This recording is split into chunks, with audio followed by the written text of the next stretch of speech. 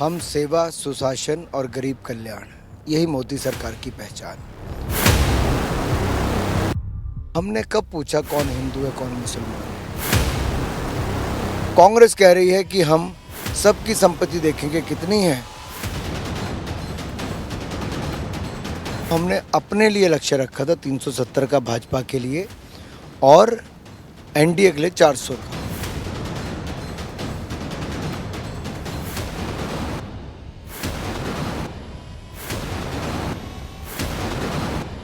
इनकी आदत सी बन गई।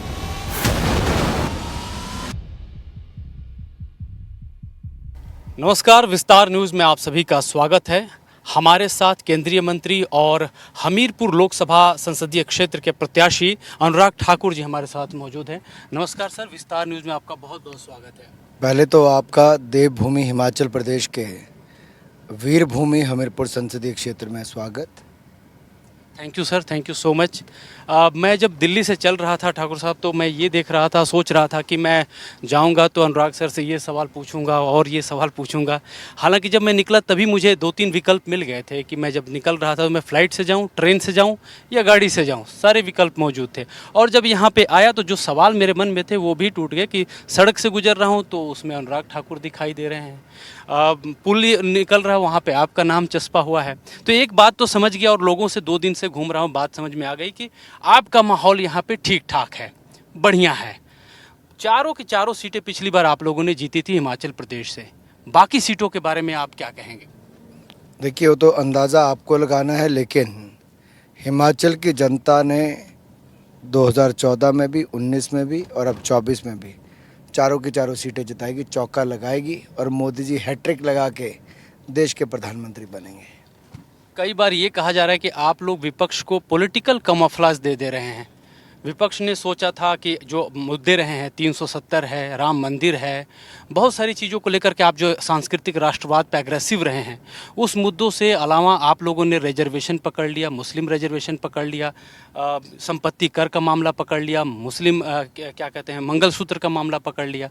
क्या ये पहले से तय था या आप लोगों ने पीडीए को देखते हुए आप लोगों ने रणनीति बदली? देखिए, मैं 2 बातें कहूँ। हम सेवा, सुशासन और गरीब कल्याण, यही मोदी सरकार की पहचान।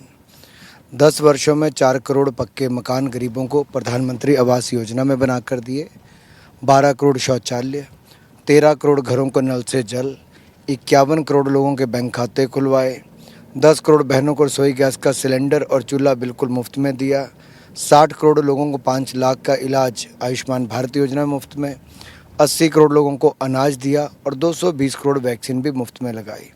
हमने कब पूछा कौन हिंदू है कौन मुसलमान है? मोदी जी ने तो सबका साथ सबका विकास करवाया। 10 साल में उठाकर देखो, कोई एक योजना में बता दो कभी भाजपा ने पूछा हो कौन हिंदू कौन मुसलमान, कौन सिख कौन ईसाई। ये कांग्रेस बांटने का राज कर।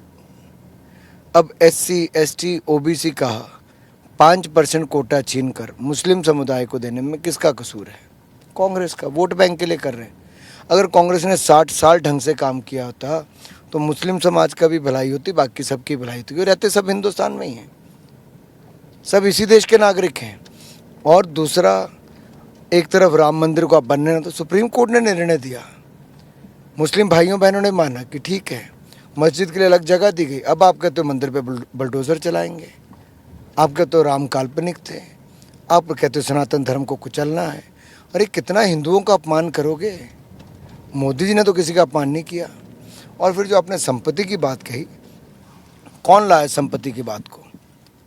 कहीं थी संपत्ति की बात? कांग्रेस लाई। कांग्रेस कह रही है कि हम सबकी संपत्ति देखेंगे कितनी है। उसके बाद मनमोहन सिंह जी ने कहा कि अगर इस पर सबसे पहला अधिकार किसी का है तो अल्पसंख्यक, उसमें मुसलमानों का है। फिर कांग्रेस के सांसद ने कहा कि जिसकी 2 बीवियाँ होंगी हम उसको दुगना देंगे, बाकियों को ज़्यादा देंगे। हम नहीं कह रहे भाई साहब, वो कह रहे हैं। हम लोगों तक पहुंचा रहे हैं कि कांग्रेस क्या सोच रही है। मतलब ये है कि उन्होंने जो है एक तरह से आप लोगों को मौका दिया, सेल्फ गोल किया और आप जो है चढ़ बैठे हैं उस पर। पुराने जो मुद्दे रहे हैं आपके, वो बातें क्यों नहीं दिखाई दे रही? 370 पे ज़्यादातर बोलते हुए नहीं दिखाई दे रहे हैं लोग। प्रधानमंत्री ने जैसे अभी रिसेंट इंटरव्यूज़ हुए हैं उनके, उन्होंने 400 सीटों के ऊपर जो है अब अपने एक तरह से पीछे कर लिया है। कह रहे हैं कि हमने एक लक्ष्य दिया था जो हर आदमी देता है अपने बच्चों से, जो पढ़ते लिखते हैं कि भाई आप टारगेट इतना नंबर लाओ तो और ज़्यादा लाओ, तो हमने भी 400 का दिया था और कांग्रेस उसमें फंस के रह गई। देखिए, दो बातें बहुत स्पष्ट हैं। भारतीय जनता पार्टी ने 2014 में 282 सीटें जीती, 2019 में 303 सीटें जीती और हम 70 सीटों पर लगभग दूसरे नंबर पे रहे। तो हमने अपने लिए लक्ष्य रखा था 370 का भाजपा के लिए और एनडीए के लिए 400 का, तो हमने उसी आधार पे रखा था। ये कोई अनसाइंटिफिक नहीं था। हमने प्रयास किया कि हम उस तरफ जाएंगे और उस दिशा में हम इतनी तेज़ी से आगे बढ़े कि आज 5 चरणों में भारतीय जनता पार्टी ने शानदार प्रदर्शन किया। कल छठा वो आएगा। जो मोदी विरोधी हैं एक तरह से, जिसमें पॉलिटिकल पार्टीज भी हैं और नॉन पॉलिटिकल लोग भी हैं, वो ये कह रहे हैं कि मामला गड़बड़ हो गया है, इसलिए अब इस तरह की बातें हो रही हैं। मैं आपको आज मुझसे कहीं कागज़ पे लिखवा के ले लो भाई, कल छठा चरण के मतदान भी हो जाएगा और मैं तो पहले 5 में कहता हूँ कि पूर्ण बहुमत मोदी की सरकार को मिल चुका है। अब 6 में मैं तो और 300 पार होंगे, 7 में जाके जो हमारा लक्ष्य हम उस और आगे बढ़ेंगे। बोनस जा रहा है निश्चित तौर पर। केजरीवाल साहब कह रहे हैं कि अगर मोदी सरकार फिर से आ गई तो मैं तो जेल जाऊंगा ही जाऊंगा, ममता बनर्जी भी जाएंगी, पिनराई विजयन भी जाएंगे और मोदी सरकार एक अलग तानाशाही रवैये में दिखाई देगी। अरविंद केजरीवाल जी की एक खासियत है कि उतनी लंबी लंबी छोड़ते हैं और इतना ज़्यादा झूठ बोलते हैं। वो अपने भ्रष्टाचार को छिपाने के लिए अब बाकी भ्रष्टाचारियों के नाम भी साथ में ले रहे हैं। अरे भाई, उनके ऊपर भ्रष्टाचार के गंभीर आरोप हैं भाई। जांच होगी, अगर कोई सच पाई जाएगी तो जिसको गिरफ्तार होना का वो होंगे। लेकिन अरविंद केजरीवाल ये भय का वातावरण खड़ा करना, डराना, इनकी आदत सी बन गई। आप लोग चैलेंज मानते हैं अरविंद केजरीवाल को? क्योंकि वो कहते हैं कि बीजेपी को लगता है कि अरविंद केजरीवाल ही अब एक ऐसी उभरती हुई पार्टी उनकी है जो भारतीय जनता पार्टी को टक्कर देगी, बाकी पार्टियां तो एक तरह से नेस्तनाबूत हो रही हैं। मुझे कई बार तो हंसी आती है इन बातों के ऊपर। क्या है, स्वास्थ्य मंत्री जेल में, जेल मंत्री जेल में, शिक्षा मंत्री जेल में, शराब मंत्री जेल में, उप मुख्यमंत्री जेल में, खुद मुख्यमंत्री जेल में। किस पार्टी के? आम आदमी पार्टी के। भ्रष्टाचार के मामले में जेल में। इन्होंने भ्रष्टाचार के नए कीर्तिमान स्थापित किए हैं, सब रिकॉर्ड तोड़ दिए हैं। कल तक जो कहता था सोनिया गांधी को गिरफ्तार करो, इंटेरोगेट करो, 2 घंटे में सच बाहर आएगा, अपनी गिरफ्तारी पे हाहाकार मचा रखी है। अरे भाई, तुम्हारी तो जंगी भ्रष्टाचार के खिलाफ थी ना, तो क्यों सहयोग नहीं कर रहे हो? 9 बार ईडी के समन गए, अरविंद केजरीवाल जी को क्या हुआ, क्यों नहीं गए? ये अरविंद और केजरीवाल अभी इनको बेल जो मिली है वो अंतरिम राहत है, कंडीशनल है कि आप कोई फाइल साइन नहीं करोगे, मुख्यमंत्री कार्यालय नहीं जाओगे, इस केस से रिलेटेड कोई बात नहीं करोगे और इस केस के जो बाकी ऐसे लोग हैं उनसे मिलोगे नहीं। और अरविंद केजरीवाल ने ऐसे सेलिब्रेट किया जैसे ना जाने पाक साफ बाहर आए हो। आरोपी हैं वो, आरोप मुक्त नहीं हुए हैं। वो तो लोगों से ये कह रहे हैं कि अगर मुझे वोट कर देंगे तो मैं जेल से बाहर आ जाऊंगा। उनको देखिए, यही मानसिकता है, यानी कि कानून को भी एक बार ठेंगा दिखा दिया, कानून के ऊपर भी प्रश्न चिन्ह खड़े कर दिए, न्यायपालिका के ऊपर गंभीर प्रश्न चिन्ह लगा दिए। इसका मतलब सत्ता में अगर कांग्रेस आ जाएगी तो सारे भ्रष्टाचारी बाहर आ जाएंगे। ये देश के लिए बहुत चिंताजनक बात है। एक बात और है, जैसे कि हमने देखा कल प्रधानमंत्री जी पंजाब में बोल रहे थे और उन्होंने एक ऐसा एंगल दिया है जो अभी तक किसी ने नहीं दिया था। करतारपुर साहिब का दिया है कि अगर 71 में मैं प्रधानमंत्री होता तो वो नहीं छूटता, इंदिरा गांधी थी इसलिए छूट गया। निश्चित तौर पर 90,000 पाकिस्तान के सैनिक आपके गिरफ्तारी में हो, उन्होंने घुटने टेक दी हो और आप करतारपुर कॉरिडोर को न ले पाएँ, आप पाक अधिकृत कश्मीर को वापस ना ले पाएँ, ये कमजोरी दिखाती थी उस समय की सरकार को कि बंद कमरे में न जाने कौन कौन सी डील्स इन्होंने की, जिसका खामियाजा आज भारत भुगत रहा है।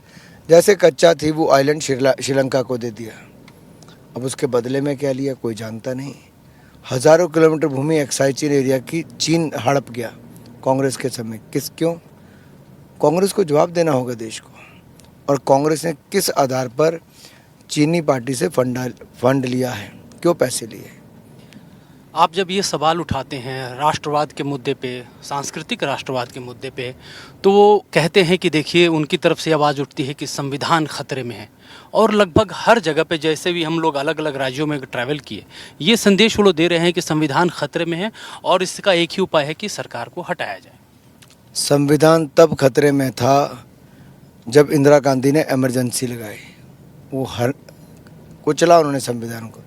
राजीव गांधी जी ने शाहबानो केस में बिल्कुल पलट दिया सुप्रीम कोर्ट की जजमेंट को, वो था। 62 बार कांग्रेस ने अमेंडमेंट की, संविधान की संशोधन किए, ये तब उस समय खतरे में था। राहुल गांधी ने भरे चौराहे पे अपनी सरकार का ऑर्डिनेंस अध्यादेश फाड़ दिया, तब संविधान खतरे में था। अभिव्यक्ति की आज़ादी के पर उतर दिए पंडित नेहरू ने, तब संविधान खतरे में था। 62 बार संशोधन छोटी बात नहीं है। और संविधान निर्माता बाबा साहब अम्बेडकर, उनको कांग्रेस पार्टी से बाहर करके, अपमानित जलील करके और उनको राजनीति से बाहर किया तो कांग्रेस ने किया। अब दूसरी ओर मोदी जी आए। मोदी जी ने संविधान दिवस मनाया 26 नवंबर को, हर साल मनाते हैं।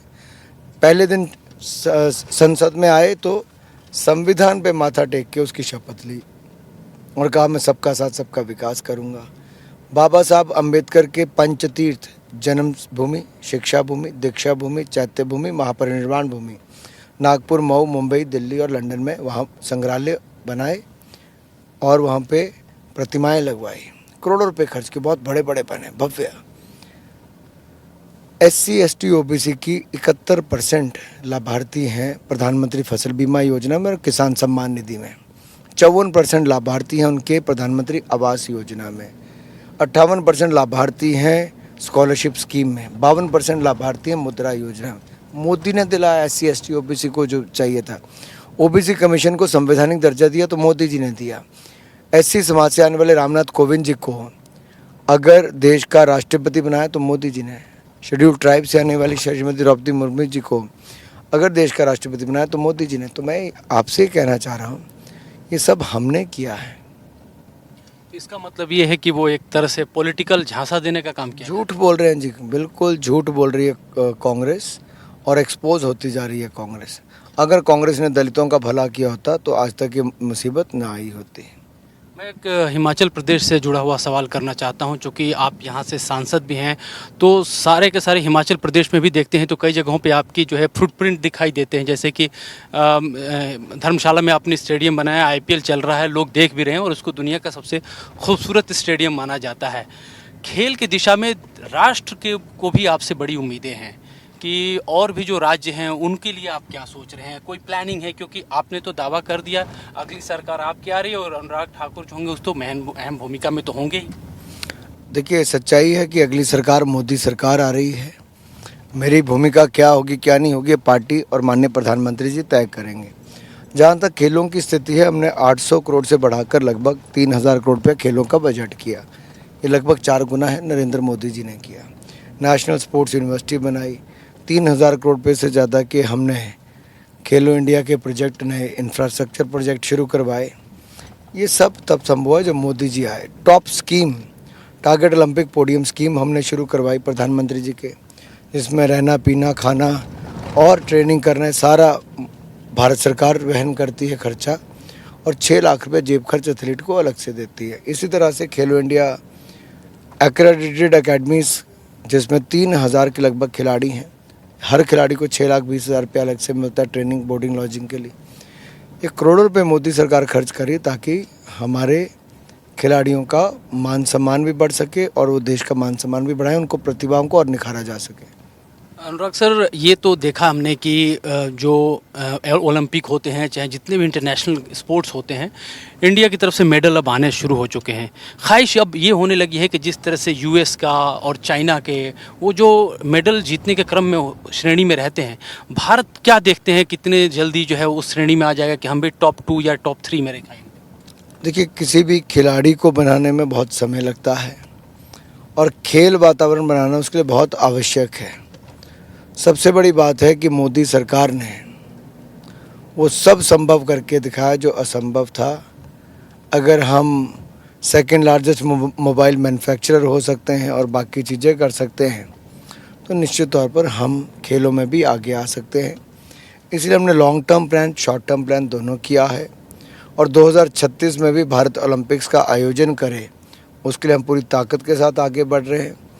और उससे पहले हमारे खिलाड़ी और बेहतर करें। हर साल देखिए हमारे एशियन गेम्स में सबसे ज़्यादा मेडल 70 आए थे पिछली बार, लेकिन इस बार 107 मेडल आए, 50% का वृद्धि है। पैरा एशियन गेम में 111 मेडल आए। टोक्यो ओलंपिक में रियो ओलंपिक से 3 गुना ज़्यादा मेडल आए। डेफ ओलंपिक्स में 19 मेडल आए। तो लगातार हमारा प्रदर्शन बेहतर हो रहा है। लेकिन जैसे मैंने पहले कहा कि आपको पूल बहुत बड़ा खिलाड़ियों का करना होता है, इसलिए वो खेल संघों का, राज्य की सरकारों का, केंद्र की सरकार की, सबकी भूमिका बहुत अहम रहती है। सर अब से एक और सवाल है हमीरपुर से ही जुड़ा हुआ। ख़ासतौर पे जब भी कोई यहाँ की योजना होती है तो स्टेट गवर्नमेंट में जो अभी मौजूदा दौर में है कांग्रेस की, अलग तरीके का हम देखते हैं कि उनकी तरफ से रिएक्शन आता है। आपने ट्रेन की सेवा शुरू की, जैसे कि हम लोग भी अप्रिशिएट कर रहे थे कि वंदे भारत ट्रेन यहाँ से चल रही है और एक विकल्प हम भी तलाश रहे थे उससे के लिए। लेकिन पिछले दिनों हमने एक बयान देखा था मुख्यमंत्री सुखविंदर सुक्खू का। वो कह रहे थे कि अनुराग ठाकुर ट्रेन इसलिए ला रहे हैं ताकि कॉरपोरेट लॉबी को फ़ायदा पहुँचे और इसलिए उस मुहिम में लगे हुए हैं, न कि जनता के लिए लगे हुए हैं। अब अगर मुख्यमंत्री की सोच ऐसी है तो मैं इस पर रो ही सकता हूँ और हंस सकता हूँ, दोनों चीज़ें। कैसे वो एक राज्य के मुख्यमंत्री हैं जो विकास का विरोध करते हैं, और कांग्रेस की सोच ही ऐसी है। हमने एम्स मंजूर करवाया तो उन्होंने 3-3.5 साल ज़मीन नहीं दी। मेडिकल कॉलेज मंजूर करवाया तो 2.5 साल ज़मीन नहीं दी। सेंट्रल यूनिवर्सिटी मंजूर कराई तो 6 साल पैसा जमा नहीं कराया, 30 करोड़ रुपया, 20 करोड़ रुपया, और अभी उसके बाकी हिस्से का धर्मशाला का वो भी नहीं करा रहे। अब ये सवाल खड़ा होता है, ट्रेन में आम जनमानस आता है कि कॉरपोरेट आता है? मध्यम वर्ग के लोग और हमारे लोअर जो इनकम ग्रुप है, कम कमाई वाले जो लोग हैं, वो जो लोग ज़्यादातर उसमें ट्रैवल करते हैं। ठीक है, कुछ कॉरपोरेट के भी करते होंगे, लेकिन बड़ी संख्या जो 3 करोड़ के लगभग लोग रोज़ सफ़र करते हैं ट्रेन में, उनमें से 95% के लगभग साधारण परिवारों से आने वाले लोग हैं। आपने जैसे ट्रेन में कई सारी योजनाएं भी शुरू की हैं, मसलन कि जो तीर्थ यात्री हैं वो जो उज्जैन से लेकर के मथुरा से लेकर के अलग अलग जगहों पे जा रहे हैं। क्या आने वाले दिनों में और भी कोई माइक्रो लेवल पे योजना है जिससे कि हिमाचल के लोग देश के दूसरे हिस्सों में कनेक्ट हो सकें, यहाँ के स्टूडेंट्स कनेक्ट हो सकें? देखिए, रेलवे लाइन जब आपको देश से जोड़ती है तो आपने खुद नाम लिया, हरिद्वार, वृंदावन, मथुरा, महाकाल लोक, उज्जैन, नांदेड़ साहब, कलकत्ता, दिल्ली, जयपुर, सारे क्षेत्रों के लिए हमने रेल की सेवाएं शुरू की।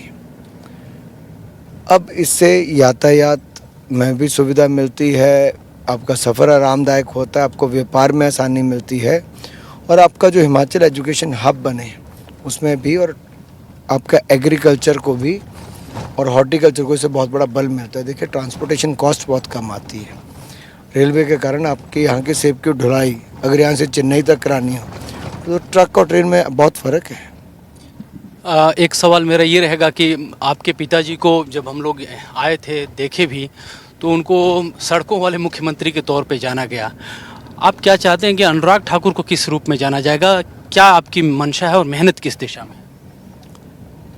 मैं तो केवल विकास, मैं ये नहीं देखता कि ऐसा बने वैसा बने, और ये कोई नहीं करता सोच के। ना प्रेम कुमार धूमल जी ने सोचा होगा कि उनको इस नाम से जाना जाए, सड़कों वाले मुख्यमंत्री, बिजली वाले या विकास वाले मुख्यमंत्री। उनके मन में तो सदा सेवा और विकास का ही रहा होगा कि राज्य के लोगों की सेवा और राज्य का विकास करें। ये कोई सोच के नहीं चलता कि मुझे तकमा मिले, वो तकमा मिले, ऐसा नहीं होता है। हम लोग, जो कि मैं एक यूपी के बलिया से आता हूँ, और हमने देखा अपने छात्र जीवन में कि एक नाम बड़ा चर्चा में आया जब आप युवा मोर्चा में आप अध्यक्ष थे, तो उस समय से अंदाज़ा लगाया गया था कि, और ये चर्चा चल रही थी, हम अखबारों में भी पढ़ते थे और देखते सुनते थे कि अनुराग ठाकुर आने वाले दिनों में भारत के पॉलिटिकल फ्यूचर हैं भारतीय जनता पार्टी में। तो हम एक इसके फ्यूचर में 2 ही एस्पेक्ट आते हैं, या तो आप किसी प्रदेश के सूबे के सीएम बनते हैं या देश के प्रधानमंत्री बनते हैं। दोनों ही बातें आपको लेकर के उठी हैं, आपके दिमाग में कुछ रहती है इस चीज़? बिल्कुल भी नहीं। मैं भारतीय जनता पार्टी का एक कार्यकर्ता हूँ और मेरे मन में सदा यही रहता है कि कार्यकर्ता की एक भूमिका कैसे निभाऊं, अपना 100% देश के लिए और संगठन के लिए कैसे दूं। मैंने कभी नहीं सोचा था कि मैं राजनीति में आऊँगा, कभी नहीं सोचा था कि मैं युवा मोर्चा का राष्ट्रीय अध्यक्ष बनूंगा, कभी सांसद और मंत्री बनने की तो दूर दूर की बात है, ये तो डेस्टिनी है। क्रिकेट क्यों छोड़ दिया आपने? मेरे पिताजी को हार्ट अटैक हुआ और उनका बाईपास हुआ। मैं बहुत छोटा था, 20 साल की उम्र थी, और उनको लगा कि परिवार के लिए बहुत आवश्यक है कि स्टेबिलिटी हो। उससे पहले मैं स्टेट की टीम का कप्तान था, नॉर्थ जोन की टीम का कप्तान था। दोनों टीमें नेशनल चैम्पियन बनी, अंडर 16 भी अंडर 19 भी। रणजी ट्रॉफी हमने नेशनल चैम्पियन बने, मैं उसका हिस्सा था, उसके लिए खेला। यूनिवर्सिटी का हिस्सा था, वो नेशनल चैम्पियन बनी। इंडिया अंडर 19 खेला। तो ये सब बातें हुई, तो आई थिंक जैसे मैंने कहा डेस्टिनी। कभी सोचा नहीं था कि राजनीति में आऊँगा, राजनीति में आ गया। जब फौजी बनना था तब क्रिकेट खिलाड़ी बनने चले गया, जब MP बना तब फौजी बन गया, टेरिटोरियल आर्मी में आ गया। तो मुझे लगता है आपको अपना करते रहना चाहिए, बाकी तो ऊपर वाला है, जिसको जो करना है वो ऊपर से ही होता है, आप कुछ नहीं करते। जी जी सर, बहुत बहुत शुक्रिया हमसे बात करने के लिए। Thank you so much. आपका आभार, थैंक यू। तो ये थे अनुराग ठाकुर, केंद्रीय मंत्री। और इस संदर्भ में बस यही कहा जा सकता है कि अगर कोई आदमी शीर्ष पे दिखाई देता है तो उसके पीछे एक लंबा संघर्ष होता है, और एक बड़ी अच्छी चीज़ होती है कि वो लोगों की हसरतों को, उनकी कमियों पूर्तियों को भांप सके। हम जब हिमाचल प्रदेश में एंटर किए, हमीरपुर में घुसे, तो हमने हर बाग जगहों पे यही देखा कि वो चीज़ें पूर्ति की गई हैं, उसमें बड़ी मेहनत भी लगी होगी। कैमरा पर्सन रेहान खान के साथ मैं अमृत तिवारी, विस्तार न्यूज़, हमीरपुर।